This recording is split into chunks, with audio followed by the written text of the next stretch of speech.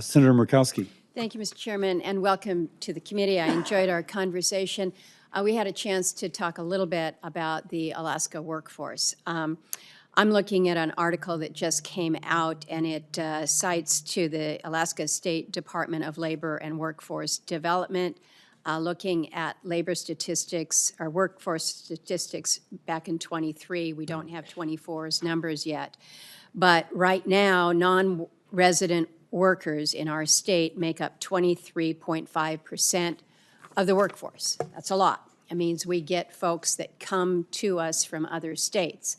When you have 82% of your communities that are not connected by road, you can't move as a worker from one village to another village unless you're willing to pay several $100s for each leg of your airplane ticket to get you to another community for work.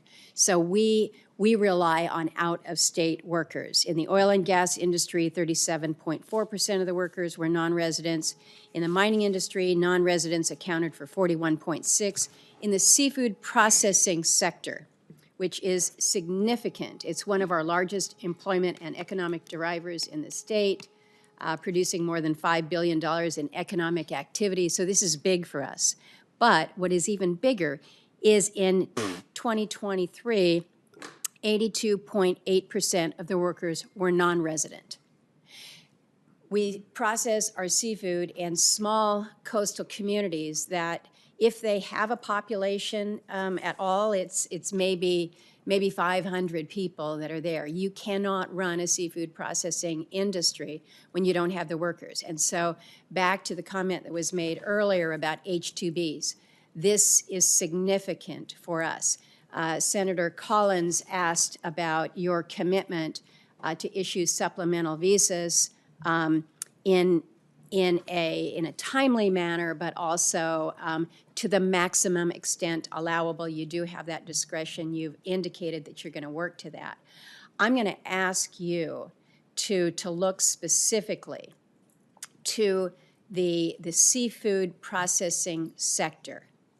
Of all the sectors that are out there, and my friend from Virginia knows full well, seafood is more truly seasonal than so many other sectors. But right now, we're competing, if you will, for these H-2Bs with other sectors like landscapers. Last I checked, you can do landscaping 365 days practically in most parts of the country. The seafood sector in Alaska, you're looking at an industry during the summer, at least when it comes to salmon, where it is literally an 8 to 10 week season. We are the poster child for seasonal workers. I need to know that you will not only support the H-2B visa program, but commit to working with me on legislation to exempt seafood processors from the H-2B visa caps. This is something that we've been trying to work for years. Basically, we've been stalled out by big labor that is so concerned that we're not offering these jobs to people across the country. You can't get an H-2B visa until you have demonstrated that all the efforts that you have made to seek U.S. workers and that none are coming to you. So we had the conversation in my office.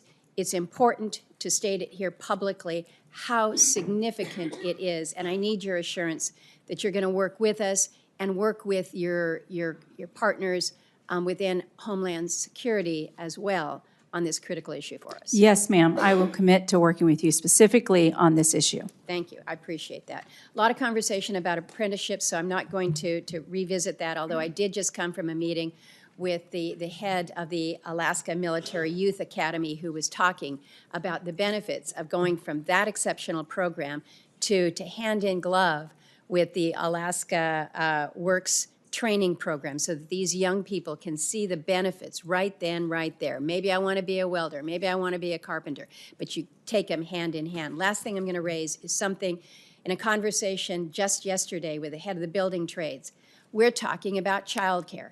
We're talking about childcare because we can talk about a workforce, but if if people can't get to the workforce because they can't afford childcare. So I would hope that you're going to prioritize families in the workplace and support incentives for on-site childcare. Yes, ma'am.